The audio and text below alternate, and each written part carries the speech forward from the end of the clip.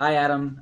Thank you again for joining us this morning. I'm very eager to get into some interesting conversations around the challenges in the financial industry as it pertains to data, the opportunities, and sort of what your vision is for the future. But before we get into that, could you please introduce yourself, give a little bit about your background, and talk about what you're up to today?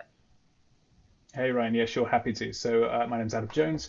I'm the Chief Technology Officer for a company called Redington, who are an investment consultancy based in the UK, and I'm also the Managing Director of Ada, which is their technology business. So I've been with Redington for the last 3 years, kind of building out the technology proposition, building out the tech product. Maybe we can come on to some of that in a bit. But my background really was in financial services, technology, and operations. So I've worked for a consultancy, and I used to work for software product providers as well, really helping FS firms figure out how they can use tech to improve the way they service their clients. And a lot of that was focused on the investment space, on the wealth management space, and also on the pension space. Okay, great. So yeah, you've experienced this from every angle. Then, if you've done consulting, big software, and now sort of client side, I'm sure that gives you an interesting perspective as we sort of all Yeah, experience the same definitely. things differently. Yeah. Well, there's two main themes I want to sort of capture today that I think will be valuable and certainly well within your expertise. One is the sort of challenges and opportunities delivering insights for decision making in an industry like finance, where some of the data is immediate, real time, very fast, but then a lot of it, potentially the lion's share, is a bit slower and sort of trickles through at a different pace. How do you sort of engage with that information and sort of keep those parallel paths moving, sort of eventually combine them, but also sort of deliver value and decision making insights on a daily basis? Yeah, sure. I mean, there's a few things to unpack. So maybe the way I've always looked at it, financial services is like the original data business, right? So ever since it started, they've had to collect loads and loads of data about their customers. Without wishing to generalize too much, broadly they've collected too much, or as much as they can possibly get their hands on. The dichotomy, I guess, is that most financial services businesses have been woeful at how they've actually used that data. Right? They've not made good use of it. They've not driven good customer insight. They've not driven improved services, and certainly that's been the heritage of FS. And even if you look back to maybe like the late 90s, you had things like FMCG and big new retail platforms trying to gather as much customer data as they could, wishing they had as much data as the banks and as insurance providers did.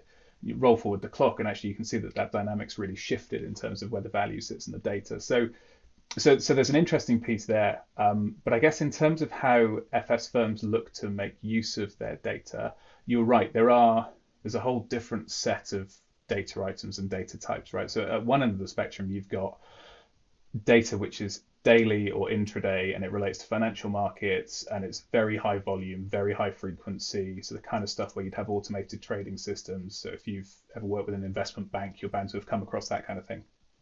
But at the other end of the spectrum, you've got the kind of custodial data and accounting data that relates to a pension scheme or to an old life book. And that stuff might get updated annually. It might sit in a spreadsheet. It might be in a cupboard somewhere. People might have forgotten about it. I've heard horror stories of the fact that there's plenty of data that isn't even digitized and it's literally still paper records. So there's this whole set of stuff. And the problem you've got, and I'm talking about financial services broadly here, but I guess where I'm working at the moment, and if we talk case studies and things, where we're likely to focus is more around pensions and investments. But you've got this problem that firms want to do a really good job with the pensions and investments and the services they provide to their customers. They want to drive really good outcomes, but like they have this weird data set that they can't necessarily tap into. They have good quality data alongside bad quality data, alongside missing data. So it becomes a real challenge because anyone who's worked with data in a meaningful way, you'll know that as you look at your data set, you need to know how much you can trust it before you then start to infer value from it or in insight from it. So there's definitely a real challenge around how you do that in a world where you just don't have a solid data set. Yeah, no, that's really interesting.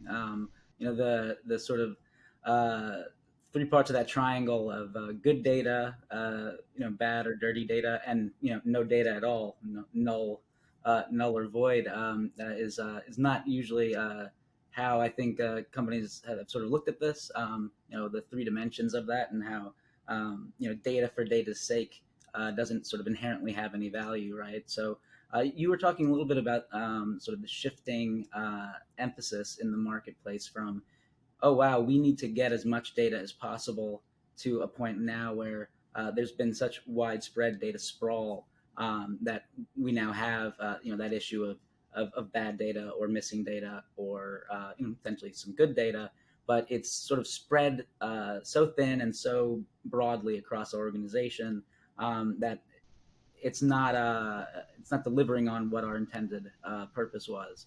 Uh, how do you think that's sort of shifting now? Have people sort of come over the sort of crest there of just thinking we should get data for the sake of it, to wow, we really need to sort of turn this into something, or otherwise we're just paying a lot of hosting I think probably my answer depends on what day of the week you catch me on and who I've last spoken to as to whether it's improved or not. I mean, so for sure there have been some pretty big macro level changes. So speaking especially in the UK Europe context, so things like GDPR have really shifted the dial on what data people will and won't capture, recognizing that they need to do things about it, focusing in a bit on the kind of financial advisory space as well. Like if you look in the UK context, you've got the FCA, who are the regulator, who've set out standards and guidance around how you can deliver advice.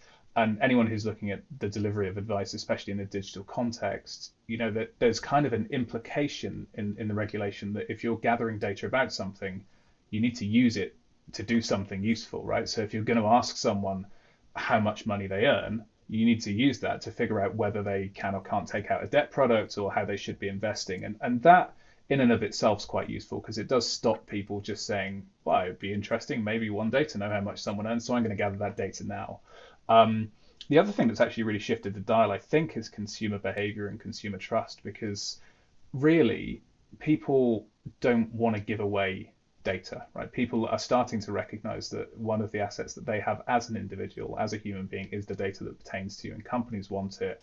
And there's a whole power relationship there. So people are either actively saying, I'm not really comfortable sharing this stuff that doesn't feel particularly relevant for this transaction, or indeed just behaviorally, they're looking at an online form and saying, I'm not filling in 20 lines of data, right? I just don't care enough about what you're trying to give me to do that. And there was a book. I'm pretty sure it was one of the founders of a big investment firm in the UK, but I may be wrong there, who basically said every time we put a question into our form, we lose 10% of our through flow. So like every question has a really big drop rate, and if that's the case, then you want to ask as few questions as possible. If your actual aim is to convert a customer into your product set, right? Your aim isn't to gather data, like you say. Data is largely irrelevant unless you're actually going to do something with it. Um, so I definitely think that opinion is shifting. I guess there's definitely challenging forces at play within organizations, where you've got maybe a compliance view on gathering data and having that security, versus a more commercial view about what data you want to have and how you might use that and harness that in the future. That's organization to organization, that maybe that conversation goes well or doesn't go well, depending on who they are. But it's definitely a moment of inflection and change, I think, as a result of this. And I can imagine over the next few years, there'll be even more scrutiny on what's being held and how it's being used. And I guess we're starting to see as well, maybe we're starting to see repercussions for really big tech companies about how they manage their data and what that really means. And there will be a big trickle down, because obviously any regulatory change that impacts a Facebook or a Google or an Amazon will impact anyone who's got tech in that space. And all of the banks, all of the insurance companies are using their platforms. Yeah, no, no, certainly. That's really interesting. And with our business in the UK and sort of globally, we have to wrestle with the new guidelines of GDPR and what that means. And here in the states, CCPA in California, sort of our first real data regulation, I think is going to pick up steam and kind of go across the country. And it is interesting to sort of see how consumer behavior evolves with a sort of further understanding of what it is they're giving up. The notion that data is an asset, I think, for the last 5 years or so, that was really easy to say and really easy to sort of sell on. And something that I think was viewed as the competitive advantage, and we better hurry up and sort of get there. But talk about regulation, or if you talk about just sort of inefficiencies or inaccuracies, data is equally a liability, and today for some businesses it's potentially more of a liability than an asset. So Yeah, that's absolutely true. Yeah, I mean, there is, anyone who's tracking this data, especially when we're getting down to consumer level data, personally identifiable data. I mean, we constantly see, thankfully in the UK, it's usually our government that are managing to do it, but we constantly see plenty of data leaks and data discrepancies that result in, exposure of personal information. And it is a huge risk that businesses could definitely do without, frankly. So you certainly work in an industry that is run by data, and very much sort of needs lots of data, but the data is sort of inherently risky, given that it's a lot of uh, personal identifiable information. How do you sort of push innovation and get what you need out there while sort of walking that line of compliance and ensuring the sort of security of what you're holding?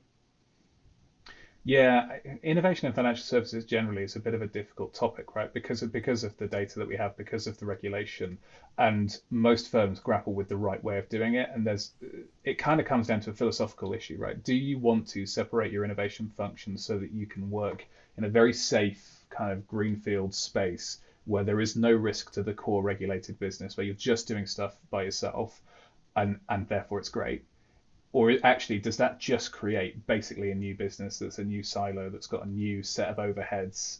From an overall business point of view, that's not necessarily helpful because it creates a bit of a legacy asset, and also it doesn't transform your existing business. And a lot of, if you look at the strategy papers or board papers from a lot of big banks, big insurers, innovation is a board level remit that they're using to change the way their business operates, and that doesn't really work if you do it all outside of your business, right? Because then you end up with the lifeboat Titanic scenario where you're kind of like, yeah, but you still have the Titanic regardless of how good your lifeboat is. So there's definitely a bit of a challenge around doing that. I think the way that I've seen it work well in the past is when you try and marry those two approaches up. So kind of you have to recognize that you might need skills that you don't have in the business. You might need expertise you don't have in the business. So you have to bring in partners, you have to hire people, whatever it may be, to fill the skills gap.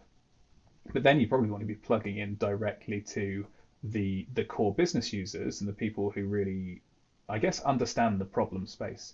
And that's really when you get this nice synergy of working on existing business problems, people who understand the problems, with experts who can bring knowledge about technology or knowledge about agile working or whatever it may be.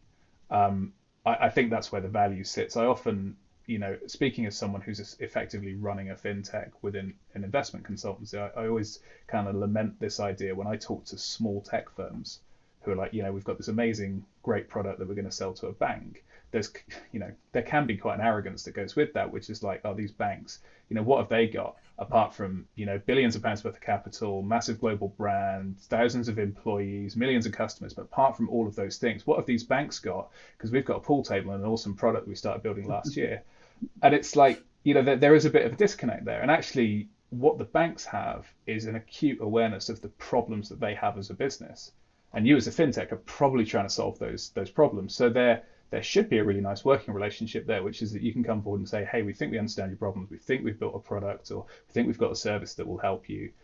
Tell us more about, for you, really, why is this a pain point and how does that actually work? It should be a really nice synergistic kind of relationship between supplier and company. But it isn't always. And that can be the real challenge. And sometimes that's because of views within the financial services business. Sometimes that's because of the way that the fintech approaches it. Sometimes a bit of both. Yeah, no, that's a great way of putting it. I think the notion that newer companies, let's say companies that were born online or take advantage of sort of the wide scale APIs or open source code that provide buzzwords like AI or machine learning and promise fast results, sort of make a lot of assumptions about the simplicity of one business to another, even within an industry, let alone one industry to another industry. The other advantage that you guys must have in droves is also a lot of historical data, right? You're collecting new data. You've been able to cultivate data for a long time and sort of get it clean and right. but you benefit from what I imagine would be a long history. And so how do you leverage that advantage of sort of a longer view to innovate and drive insights through your portals? Yeah, it's an interesting one, isn't it? Because you're absolutely right. I guess especially in the pensions industry, I mean, there aren't many products in the world that get sold to you as something that you're going to make use of in 60 years' time and it's going to last until you die. I mean, that proposition is quite rare. So we're already in this quite unique space. So our customer base is a range of different pension schemes, for different sizes, different heritages, I guess. And as a result of that, we work directly with the scheme, but their membership represents people who could be, 18 years old, just started work. They could be in their 70s or their 80s, and they're basically being paid out by the membership. So we've got a huge range of customers that we work with.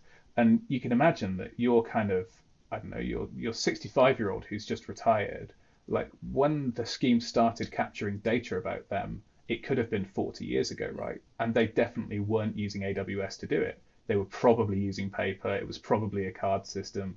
And then at some point they might have got a mainframe, or maybe they didn't. Maybe they just got a spreadsheet. There's so the problem we have in a way as an industry is that we do have loads and loads and loads of historical data, and a lot of it's actually inaccessible, or a lot of it needs to be transformed before it can be used.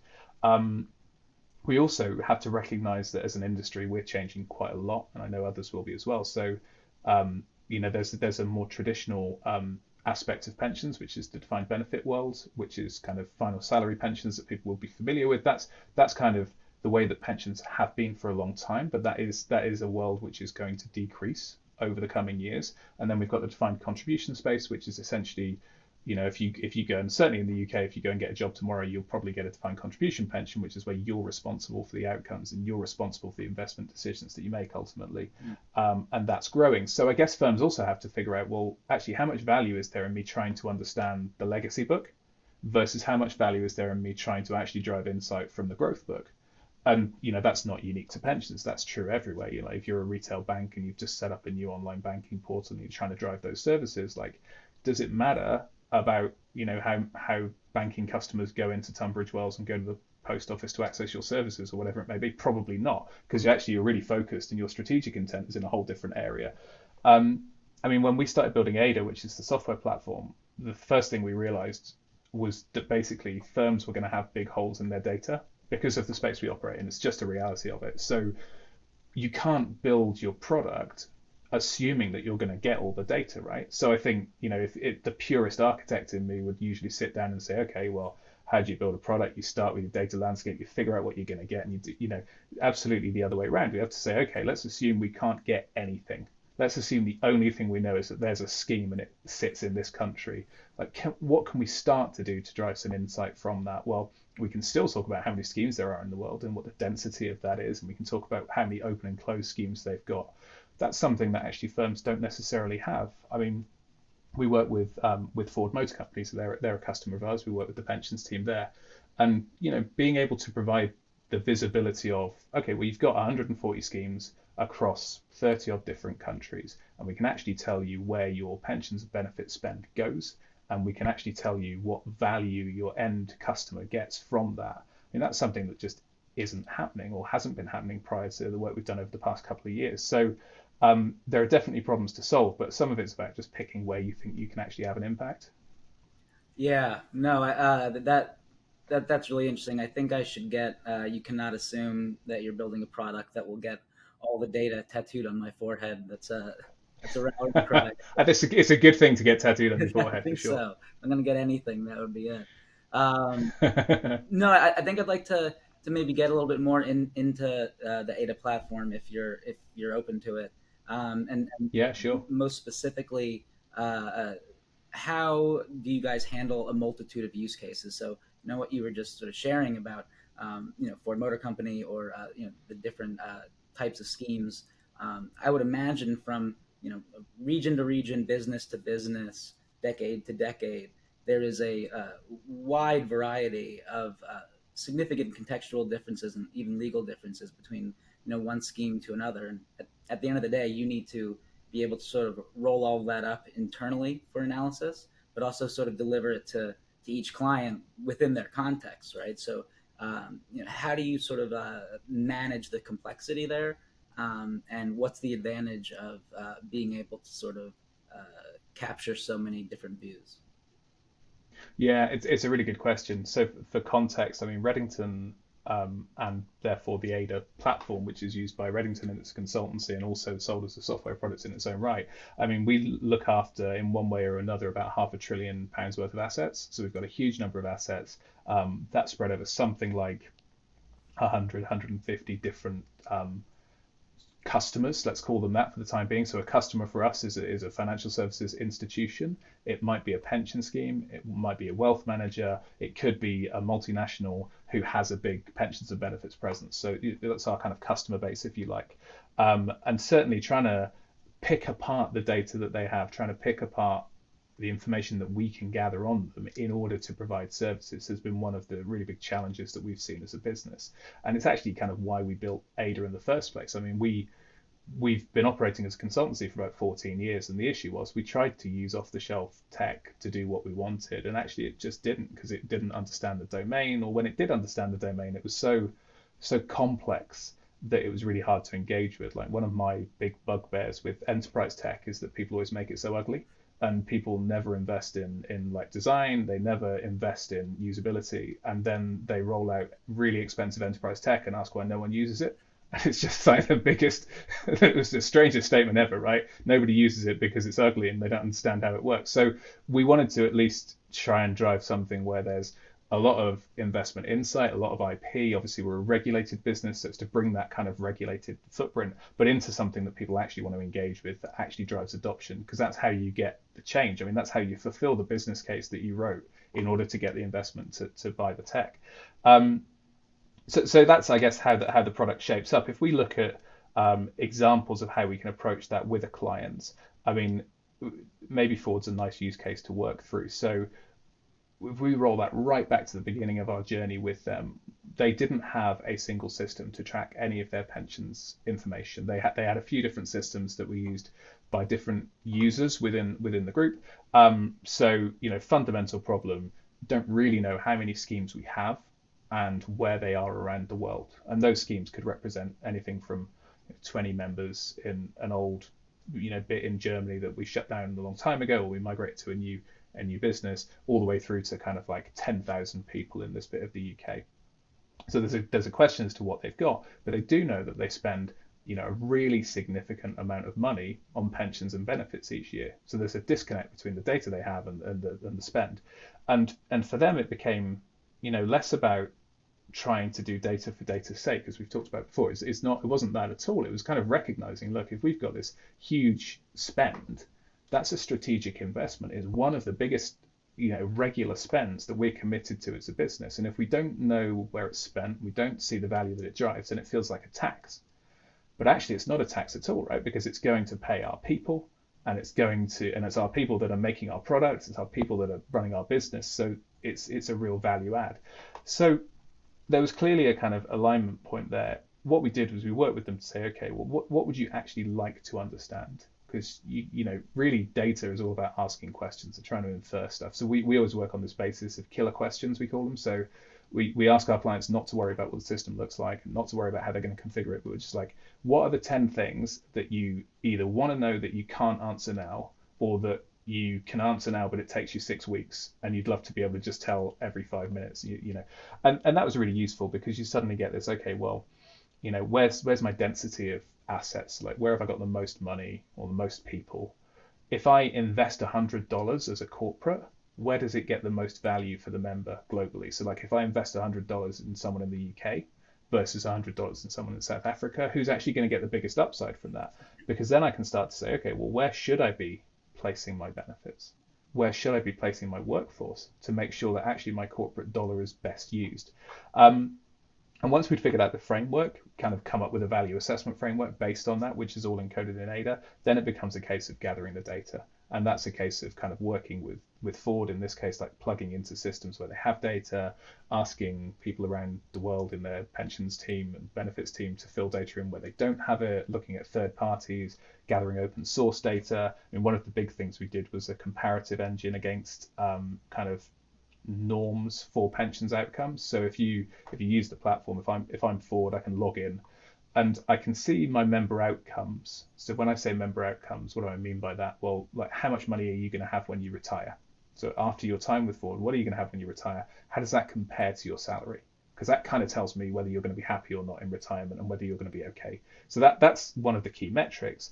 But to compare someone's member outcome from France to someone in Detroit is not inherently useful because France and the US are very different, right? Standards of living are different, costs are different, so that's not a useful comparison. But actually, what we can do with Ada is you can say, okay, but how much does someone in France who doesn't work for Ford usually get when they retire? So let's ignore the within Ford comparison. Let's start to compare it to geographic norms. And actually, how well do we pay people versus how much do they have at retirement versus what would they get if they work for another car company just down the road? So you start to be able to infer real value from that. You start to be able to change the way you assess things. And it really is just this case of building up over time. And, we as a business have built up the product over time from all of our experiences with our customers. So obviously there's a whole bunch of core capabilities we can bring out. But then equally for each customer, we tend to just work through and say, what are your biggest worries? What are your biggest concerns? What are the things that you'd really like to understand that you just don't have a handle on today? Yeah, no, that's really interesting. I mean, the idea of focusing on killer questions is great. The thing that we face as a challenge in our business and a lot of our data consulting and sort of services is, we've come in after what has been sort of a decade or so of not people refusing to spend money on data, people spending a ton on data, potentially too much, and potentially in the wrong things. And that leaves people thinking that there isn't a practical path towards a solution. So easy problems you could solve now, some folks aren't even approaching because, well, that has to go back into the enterprise data warehouse and into our enterprise analytics tool and go through the data governance committee. And we've tried to do this for the last 3 years and it's impossible. And just a little plug for what we do. We've over the last couple of years really succeeded in helping people sort of narrow into a singular use case, to say, let's talk about one problem you have that you wish you could solve, one spreadsheet that you wish was in a dashboard, one process that's manual that could be automated. And let's hone in just on that, on the outcome you want from something like that. And give us 2 weeks and limited volume of data. And if you give us access to you and the subject matter experts and access to the data, and we're able to capture the context, you'll be surprised just how much you can have what you're looking for. Now, that doesn't mean it's delivered, at a production scale, and to make that an ongoing thing requires some more legwork. But I do think that people have lost sight of the ability to be agile and pinpointing at their data to do specific things. And the thing that I'm sort of most interested in, conversations we've had in the past, is how focused you are specifically on the use case, the decisions, the business side usage of the data that you cultivate and serve up. Can you just tell me a little bit more about sort of the importance of sort of delivering something with the end in mind and producing the types of insights that drive decisions? Because that's what we're doing with data in the first place, right? Yeah, yeah, absolutely. And I think you're absolutely right. It is all about that kind of end goal. Yeah, starting with the end in mind. What do I want to get out of this? I mean, maybe a nice example is actually what we would do with an investment research team. So this is maybe a nice start point. So the context for this, for anyone who's not familiar, lots of financial services businesses will have a team whose responsibility is to research investments. They'll often be doing that so that they can ultimately make a recommendation to their customers. So they can say, hey, thanks for coming to see me. I think you should invest in this. Now, usually the teams will be building like a list of safe investments or maybe a group of portfolios that the company's managing. But what it kind of involves ultimately is it's a research job of going to market, going to data sources, pulling together information and making sure that they can then make good use of that. And to your point, it is all about making sure that we've got a good insight coming off the back of the data. So if we think about the data sources that go into that, and they all plug in obviously physically in different ways. So we'll have actual market data where you'll have a data like a data vendor, so someone like a Bloomberg or a Reuters or FE or someone who's basically giving you the daily valuations for funds or recent sizes for funds. All of that kind of quant data will be coming in. You'll have kind of data from around the business based on past interactions with them. So you might have things like how many clients have we already got there? What's our exposure to that company? What does that look like in terms of our existing data set? But then you've also got lots of qualitative data. And it's interesting because usually it's the qualitative data that comes later, right? Or that gets forgotten. But actually, kind of from our point of view, and certainly in this business process, it probably outweighs a lot of the quant data. So the qualitative data is, these researchers will be spending time with the fund managers that they're using or that they're selecting from, right? So firstly, they'll be sent a bunch of pitch documents and outlines as to why they're a great fund manager or why this fund is particularly useful for the client base. Then they'll go and have meetings with them where they'll be interviewing, they'll be doing kind of long form questionnaires. There will be some quantitative aspects they pick up, but also a bunch of qualitative. And they'll be using that to infer whether that manager or that particular investment is good for the customer base and for the use. And then internally, there'll be a whole process whereby they're basically seeking approval from internal committees and internal boards, gathering feedback from, I don't know, the chief investment officer, the chief risk officer, whoever it may be, pulling all of that together to finally get to the point where they can say, okay, this fund from fund manager X can be sold to retail customers of a certain profile. We deem that it's suitable for them, and therefore it's on our list and we're happy with it and we've negotiated the fees and it's all good. So that's the end-to-end process. There's quite a lot of data points and data sources there. And obviously there's an efficiency point to being able to gather that effectively and being able to manage it. So there's just a fundamental piece around, well, if everyone in your business can access all of this data and it's all well structured and it's all easy to use and interpret, then there is value. But the interesting value for us usually comes 2 years later, because with investments, there's no way of knowing whether you've made the right choice until after you've kind of let it run for a couple of years, right? And interestingly, for most regulation that I'm aware of in different countries anyway, there's never an issue with actually picking a certain fund. So that decision of I'm going to pick fund X, there's some sanity checking with that, but basically there's no problem with that. The problem comes 2 years later when fund X goes bust, right? And we've had quite a few high profile failings of fund managers over the past few years. So in the event where you've picked one of these funds that has transpired to potentially not have been suitable, potentially not have been well run, and has ultimately resulted in possibly client detriment and people losing money, but even if it's not that, big operational challenges and potentially delays in clients being able to get money, that's when the problem comes. And the problem usually comes in the shape of the regulator, and they will ask you a series of questions, right? So they won't ever say you picked the wrong fund, but they'll say, why did you pick it?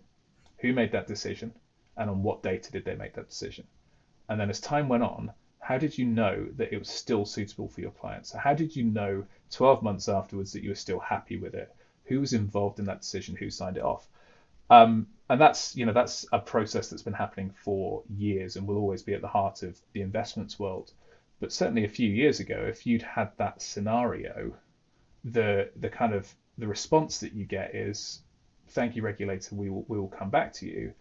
And then it's panic stations, right? It's, please, we need to trawl through the emails. We need to find all of the minutes to the investment committees. We need to talk to the guy who's retired about why they made that decision. We've got to pull all of this stuff together, because what we're doing is we're proving that we've done the right thing. We're proving we've got diligence. We're proving that we've been through the right process. The really nice thing now, and certainly with our platform, with Ada, like if the regulator calls up and says, why did you do it? Who made the decision? You just say, well, I can tell you exactly, right? I can see the minutes from the meeting. I can see who was in the meeting. I can see the decision that was logged that said they were happy. I can see the review points that they recorded to see whether it was going to happen. I mean, from a technical point of view, because we use event sourcing and CQRS, like it's also immutable. So there's no question as to who's done stuff. I can tell you not only who made the decision, but which admin user actually updated it in the platform, right? So it's all there. And it's not just us that are changing the world in that respect, in that they're taking business processes that are based on data but not inherently digital and trying to wrap kind of safety around them and trying to wrap audit and governance around them. Yeah, no, no, that's great. I think the wave of digital transformation that we saw probably from 2013 and on focused on a lot of cool things, but I think sort of skipped a lot of these sort of contextual use cases that are data and process driven that really give you an opportunity to, I mean, wow, change the way we provide audit trail, secure ourselves heading into the future. We can track that now. We can track it passively, and we can engage with it actively. That's a really impressive feature. Was that a sort of a beneficial sort of add-on to what you guys were aiming to do, or was it one of the main focuses going into the build?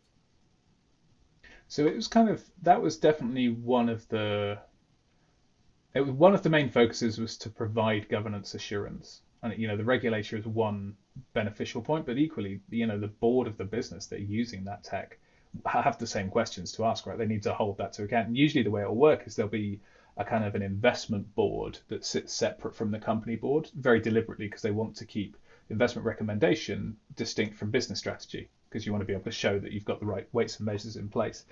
So for us, the regulatory piece was just one of the stakeholders where we thought actually there's a benefit to having this process. But I mean, our core business is where the Ada product came from. It was very heart of it was we built a product for ourselves because we just couldn't find tech that did what we needed, and then realized that our customers all have the same problems that we do. And then it became a very nice synergy where we could be sharing our tech with the customers. But in what we do, there's two, I suppose, very fundamental things that we do. One is all of the risk modeling and projection around what's going to happen with investments over time, reporting on what has happened as the kind of quantitative piece, and that's one half of what Ada does. But the other thing we do is we recommend and research fund managers, and we provide our clients with that research. So if you're a pension scheme and you're interested in I don't know which emerging market managers you want to use, then we can provide a list and we can say, okay, of those, we think it's these two or three that you should really talk to. And so we needed a tool, right? Because like I said, we're advising on what, £500 billion worth of assets. You need to make sure that at any point you can really assuredly say, this is why we made the decision, this is why we made the recommendation, because our product in that context is the advice that we're giving. So it was absolutely driven from like a core need that we had, and then realizing that we could replicate that out for our customer base. Yeah, that's really cool. You were talking about the various inputs of data, the things you can buy, the things you can create or aggregate. I think the move for a business to uh, look at their surroundings and say, I can't find the data I need, so I'm going to create it. I'm going to create my own benchmarking. I'm going to set a standard for a data source that currently doesn't exist. Is a really powerful thing, and finding that and then being able to make that the benefit of a wider population is really cool. One thing that I would be very interested to know is uh, what is your sort of view on both as an expert in pensions and finance, where that industry is sort of moving from a technical standpoint, next 5, 10 years, or where you would like it to move, and then as just a technologist and well experienced developer and data person yourself, where would you like to see that go as well, independent from the industry? Yeah, sure. I mean, happy to pick up on that. I mean, maybe one interesting thing just before we do, just talking a little bit about there about people making their own tools and how they can use their own tools to solve the problems that they have and then potentially sell those on. I mean, the biggest use case that we've got for that is AWS, right? Because that's essentially all spawned from the fact that Amazon can't get the data provision and the tech provision that they want from third-party vendors in the early 2000s. So Bezos issues the mandate. We're going to build everything through API. We're going to do it all ourselves. We're going to build our own infrastructure. And like 15 years later, how much is AWS worth as a part of Amazon's overall footprint, right? Pretty significant. So I think people who feel a pain point enough to be able to solve it or to need to solve it, that there's something really important in that. Um, in terms of industry tech in financial services, um, what we've seen is people starting to run two tracks. I think they're trying to resolve issues that they have with back office systems, trying to resolve legacy issues, tidy up data, improve the kind of overall ecosystem of what they have, while also trying to do new and innovative stuff, right? So, if you're in a big FS firm and you haven't had AI and machine learning on your board agenda in the past few years, I'd be staggered. So there's a bit of we must do AI and machine learning. And then I think there is now, probably more so than there was 2 or 3 years ago, a recognition that you just can't do that unless you've sorted your data out, unless you're in a good place, because it is all built upon that. So I think the way that the financial services industry is moving is to try and get to a good place with that. I mean, you mentioned things like data warehousing projects before, and how the data warehouse can fit within the ecosystem. It's a strange thing because from an architectural point of view, usually the approaches firms have taken with data warehousing is sensible at that point in time, but they've quite often made that decision 4 or 5 times over 20 years and then have ended up with multiple data warehouses, which kind of defeats the object of doing it at all. Ironically, people who are, and I've got some clients in the space, people who are now coming to the idea of data warehousing where they haven't covered it previously are having a much easier ride because the tech is so much better, so much easier to integrate, so much easier to build than it was 10 years ago. So it's almost like, that first mover advantage definitely doesn't apply in a lot of tech. It's a bit like, people who invested a lot in blockchain research 6 years ago. Like, waiting 5 years was probably a good idea because, there's a lot more commercially available stuff unless you really want to be at the bleeding edge of like research, which most FS firms don't. Um, so I think the way it's advancing is people are getting their data in order. They are starting to use kind of bigger data warehousing platforms that are more fit for purpose for what they're trying to achieve. I think they're also learning quite a lot from the consumer space around how to do master data management, how to do consumer data management. And they're starting to introduce that as well, especially if I'm a bank or something, right? Actually tracking my customer engagement is important. But I do think some of the startup or neobanks are just better at doing that than the incumbents because they're quicker. And a lot of them are in a nice space. I'm thinking of people like Monzo and Starling and others where they are nimble enough and tech focused enough to do good work, but they are actually well capitalized enough to operate at scale as well. They've had enough investment that it's not like they're 5 people in a room in Shoreditch. They are actually at scale.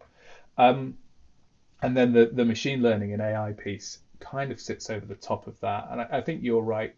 Finding projects where that is appropriate for people is going to be the key thing. I mean, so we look at AI and machine learning obviously as a technology provider and trying to figure out where that fits in for us. And it's about carving things up. So we're not going to be an AI research shop. I'm pretty confident that Amazon, Microsoft, and Google will spend more money on that than I will, and I'm happy for them to do so. What we tend to do is we try to make use of the services that they publish and the tooling that they have in order to solve our business problems. So things like, when I mentioned there's quite a lot of documentation that gets fed into the platform. So how can we strip out the meaning? How can we do kind of assessment on field space that's created by documents? How can we tie that in? How can we automatically generate the content out so that previously would have had to be written by an analyst, now it's written by an AI engine? How can we actually look at the data set that we have and start to make inferences that aren't necessarily driven by people? So like how can we at least find the interesting looking spots and data, gathering news and information from around the world and processing that in a way that means that the analyst actually gets a really nice summary that is meaningful for them instead of getting like, here's all this data, right? I mean, the big thing for us on that particular point is how can you use AI and machine learning not just to improve what you already do, but to give you the scale to do things that you don't already do. So like if we're doing research and we're doing research on a particular asset class, like how can we use this to look at other asset classes? It's not just about getting deeper at the thing that we already do. It's about like, well, maybe we could look at all these other things that we don't already do. Are we looking at all of the open news sources as well as looking at the research that the fund manager provides us themselves? Um, so I think those things come together, and I think firms will have a varying level of success, and it's not just down to size; it's down to mindset really, and whether they're willing to adopt newer ways of working. One interesting thing that has come out recently in conversations I've had is just like because of the way machine learning especially works, it does require firms to change the way they think about things like compliance and whether they're happy to make decisions based on the output of an algorithm that they don't necessarily understand. How are they going to get around that? I mean, in the consumer space, that's fine, right? Because we've got some very clear metrics and we don't have duty of care to customers necessarily. But in the financial services space with regulation, it's not inherently easy to just sign off on something if you can't understand it. So that's an interesting one. Um, Tech more generally, yeah, it's an interesting question. I suppose the themes are probably quite consistent in that what I see happening is a tidying up of legacy and a tidying up of back end and kind of almost like, which of these systems should live and which ones should we just, mothball and not worry about. I think the problem that a lot of firms have faced, regardless of sector, is an inability to just kill off old stuff. So they've had this thing where like we're going to do shiny new thing and we're not going to kill off old thing because it's just not that interesting and it's fine. It just sits there. And just the amount of technical debt that they get if they do that for 20 years is staggering. So I think what we're starting to see certainly in retail, but also in other sectors, is almost the separation of firms who've really made those difficult decisions and are scaling well and are scaling effectively versus firms that haven't. And it was interesting. I was having a conversation with someone about how a particular tool company in the UK works. So people who sell like hardware Yeah. and tools and things. And this is about 5 years ago, but the approach that this firm had taken to master data management was absolutely at the front of what they could be doing. So bear in mind, it's 5 years ago. Like they were basically tracking customer interaction through multiple devices using kind of various different aspects of digital footprint from credit card to mobile data to device data, etc., so that they would have a really good handle on who was accessing their site, when they were doing it, what were they looking at, how, what was their real kind of buying history and browsing history, so they knew exactly how to position products to the customers. So, if this person has logged in on their phone, they've been browsing a drill, they might send them a drill advert and they'll they know that this is that person, so they'll send it over. You should buy this drill. But then they'd also be able to tie up the fact that if that person randomly went into one of their stores and bought a drill with their credit card, so no digital footprint, just the credit card number, they'd still know it was that person. And they would change the email linking. So they'd change the data that gets downloaded to the email. So when that person clicks on the email, it's not an advert for a drill at all. It's a set of drill bits, or it's a tool belt to go with it, or it's a nice shelf to put your drill on, or whatever the hell it might be. So but that was 5 years ago, right? And that was a hardware firm, a big hardware firm, but in the UK. So those firms are going to succeed because they're at the front of what they can be doing and they're pushing themselves to say, actually, how can we improve this stuff? And they're seeing the threat from people like Amazon. The one thing that Amazon has given us in terms of the scale that they've grown to and the footprint that they have is they have made other firms really take stock of whether they can or can't be successful in the digital space. And some firms have made a really good job of changing themselves and some haven't. So I kind of see that as being the evolution that continues. AI, machine learning, all of that feeds into that because it's all just the tool set that gets used by these customers in order to deliver what they need. I love that. I love that so much. The hardware use case specifically, I can really appreciate that. We have a lot of clients in the space, and to be honest, it's hard enough to get your inventory of product and tools straightened out, let alone sort of have the metadata to relate one product to another, let alone solve the biggest challenge, which is achieving a single view of a customer and following them through digital and physical interactions, which is just so much a challenge for companies, especially ones that have grown through acquisition and never been able to sort of fully integrate their systems and companies. So one question I want to ask, sort of given on your past answer, I think you've sort of answered it a few different ways in this dialogue, but I'll make it really pointed, but it relates to sort of your vision of where things are going in 20 years. Why do data migrations fail so much?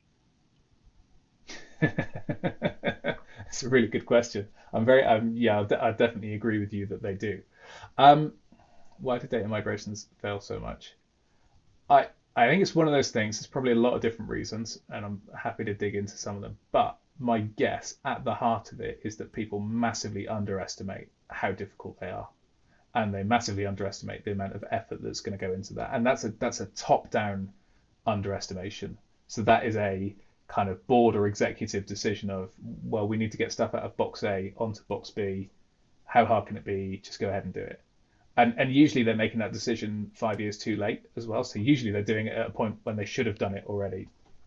You know, why does it? Why is it actually that hard? Well, because you've got this premise of a whole chunk of data that you're trying to migrate, which is of varying quality, and some of it's missing, and it's in a different format to where you're trying to get it to, and it's probably coming from a whole range of different sources. Usually, people, especially if it's scale, usually people don't migrate one thing to another thing, right? They're trying to migrate six things to one thing, which is in and of itself hard, right? That makes it six times harder, or possibly exponentially harder.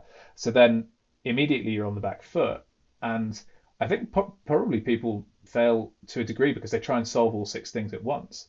Like actually just picking the biggest of the six thing and migrating that and trying to make sure you've done a decent job of it is a better way of approaching it than trying to say we must get all of this stuff into this perfect, you know, golden source by the time we get there.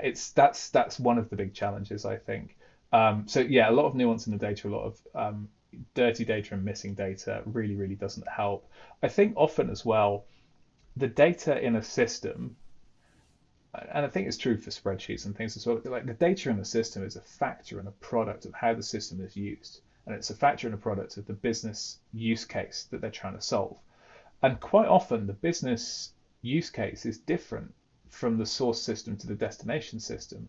Like I'll pick a, in pensions, just by way of example. If you've got an old system that ran pensions in the 90s, and you're trying to migrate that data onto a system which has been designed in the last few years to run pensions now, what you find is that the actual data structure is fundamentally different because in the 90s, pensions as a product were really different. They had a load of guarantees, they had a load of assurances that just don't exist anymore. So you've got this space where it's like, actually, it's not apples to apples. So like actually the idea of migrating it kind of doesn't really work. You have to either extend your destination system in order to cope with the nuance, or you have to lose a load of data. But if you lose a load of data, you have to not care about it. You have to not need it, and that's not true for a lot of things. So I think that kind of yeah lack of thought up front and an underestimation of the complexity is definitely one big thing.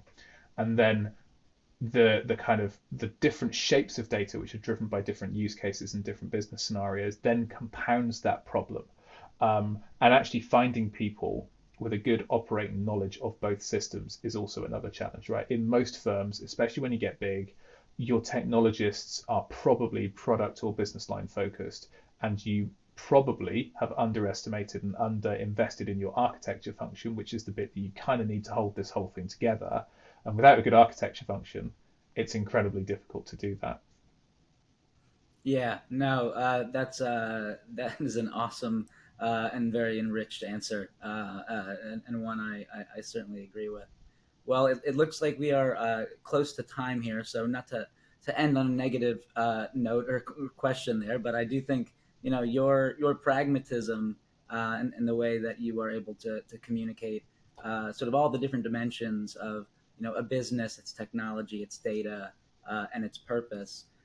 It's very refreshing to have a discussion with someone who, as a pragmatist, is actually doing very innovative things through their approach and appreciation of nuance and context. We don't see it a lot, and it's fighting the good fight in a way that really does deliver value. So as always, Adam, it's been a real pleasure, and we appreciate you taking the time to speak with us, and hopefully we can do it again.